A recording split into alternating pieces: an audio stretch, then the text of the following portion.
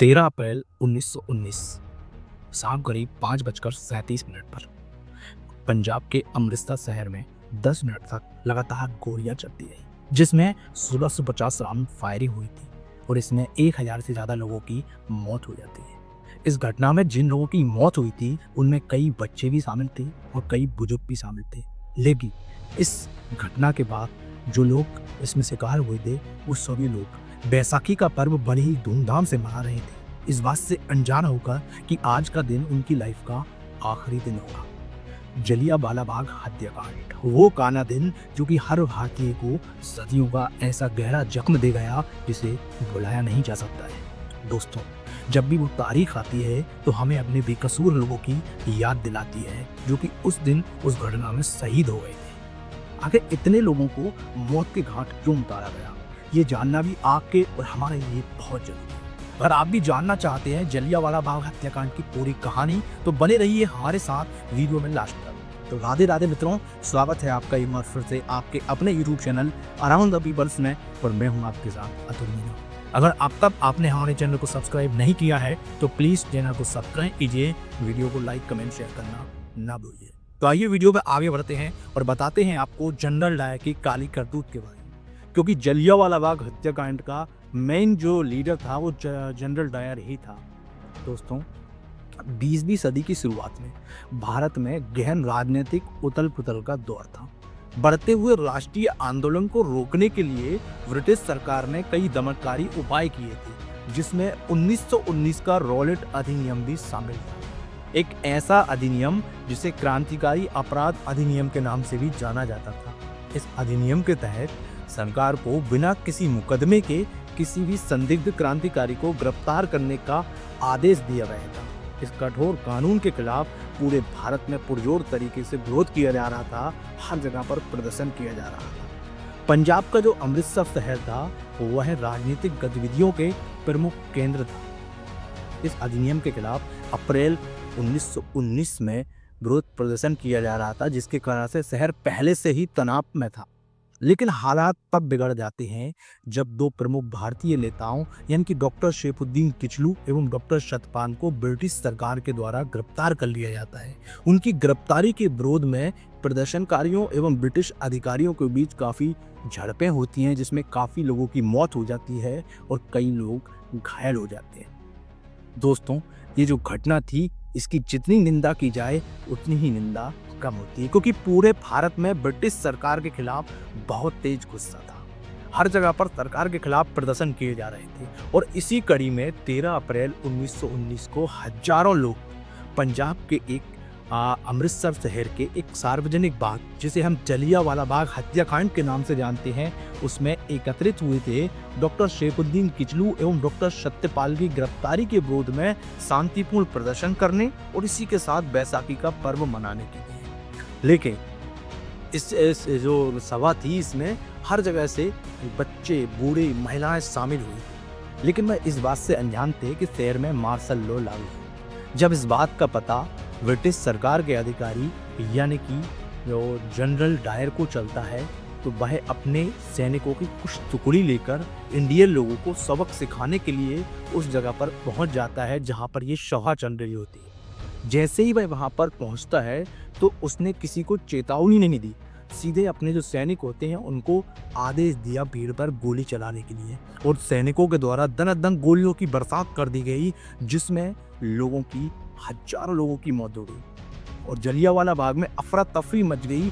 लोग अपनी जान बचाने के लिए इधर से उधर भागने लगे, तो वहीं कुछ लोग दीवारों पर चढ़ जाते हैं और कुछ लोग इस बाग में मौजूद कुएं में कूद गए, जिसमें काफ़ी लोगों की जान चली गई पानी में डूबने के कारण। लेकिन जनरल डायर की जो गोली चलाने की नीति थी वह बिल्कुल बंद नहीं थी, वह लगातार चला रहा था। 10 मिनट तक गोलियां वहाँ पर चलती रहीं और लोगों की मौत होती है। दोस्तों, इस घटना के बाद पूरी दुनिया सहित पूरे भारत में जो है माहौल खराब हो जाता है और हर जगह इस घटना की निंदा की जाती है।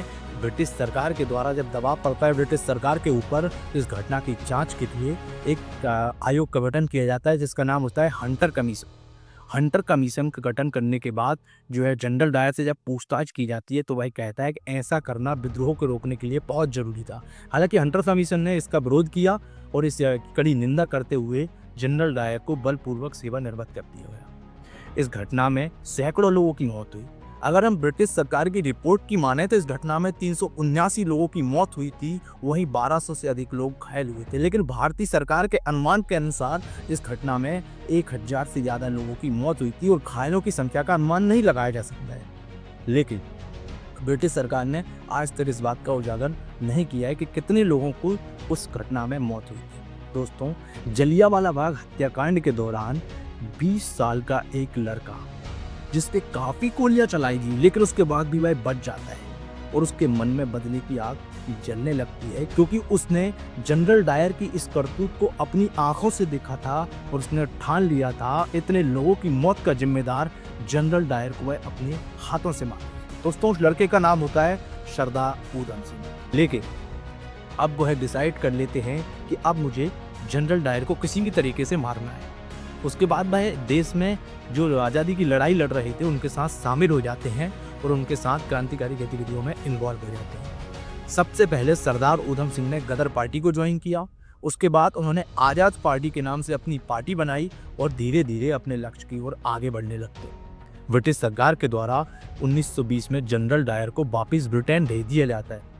जब इस बात का पता सरदार उधम सिंह को चलता है तो उन्होंने भी अपने जो विदेश में इंडियन रह रहे थे उनसे कांटेक्ट किया और पहुंच जाते हैं जनरल डायर को ढूंढते हुए वहीं पर। लेकिन 1927 में जनरल डायर की मौत हो गई और उसी दौरान सरदार उधम सिंह को भी अंग्रेजों ने जेल में भेज दिया, क्योंकि उन पर आरोप था कि क्रांतिकारियों को हथियार उन्होंने उपलब्ध कराए थे। जेल में रहने के दौरान भी सरदार उधम सिंह ने जो उठाना था उन्होंने उसमें कोई बदलाव नहीं था। उनकी सोच में कोई बदलाव नहीं था। वो चाहते थे कि अब जनरल डायर मर चुका है, लेकिन उसका जो साथी था उसे मारने के लिए उन्होंने प्लान किया। दोस्तों, जेल से निकलने के बाद सरदार उधम सिंह बेस बदलकर नैरोबी अफ्रीका होते हुए लंदन पहुंच जाते हैं और लंदन में साल 1940 में पहुंचने के बाद उन्होंने वहां पर एक कार खरीदी, एक रिवॉल्वर खरीदी और उसके बाद अपने शिकार की तलाश करने लगते हैं। धीरे धीरे समय आगे बीतता जाता है और अब जिसे उनको मारना था उसकी तलाश में वह पहुंच जाते हैं एक दिन उस जगह पर जहां पर एक आयोजन चल रहा होता है। दोस्तों, 13 मार्च 1940 जलियांवाला बाग हत्याकांड को 21 साल हो चुकी थी और अब तक भारत के लोगों को उस कांड का जो मेन आरोपी था वो अभी तक भी उनके दिमाग में हमेशा रहता था कि यार इसकी वजह से हमारे इतने लोगों की मौत हुई। सरदार उधम सिंह को कहीं से पता चलता है कि लंदन के रॉयल सेंट्रल एसोसिएशन सोसाइटी में एक कार्यक्रम का आयोजन होना है और उसमें उसको आना है जिसने जनरल डायर का साथ दिया था, यानी कि माइकल ओ डायर। और फिर उसके बाद वे पहुंच जाते हैं उस जगह पर, अपना एक किताब लेते हैं जिसमें वह अपना रिवॉल्वर छिपा लेते हैं और छिपाकर बैठ जाते हैं। इंतजार करने लगते हैं उस व्यक्ति का आने का जिसे आज वो मारने के लिए आए। थोड़ी देर के बाद मंच पर आता है वो व्यक्ति और जैसे ही मंच पर आकर वह कहता है कि अगर मुझे मौका मिले तो मैं एक बार फिर से जलियांवाला बाग हत्याकांड जैसी घटना को दोहराना चाहूँगा। और जैसे ही ये बात सरदार उधम सिंह के कानों तक पहुँचती है वह तुरंत अपनी रिवॉल्वर निकालते हैं और दनादन उसके सीने पर गोलियां चला देते हैं। मौके पर ही उसकी मौत हो जाती है और उसके बाद जो उधम सिंह होते हैं वह खड़े होकर मुस्कुराने लगते हैं, क्योंकि उनका लक्ष्य पूरा हो चुका था। उन्होंने उस व्यक्ति को मार दिया था जो कि हजारों मौत के जिम्मेदार डायर का साथी था।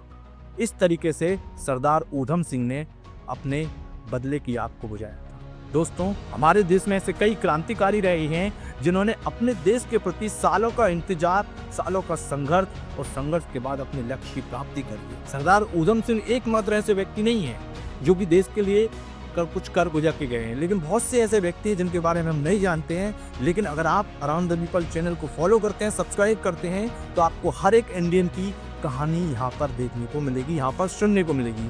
तो हमारे चैनल को जरूर से जरूर सब्सक्राइब करें। बहुत बहुत धन्यवाद आपका।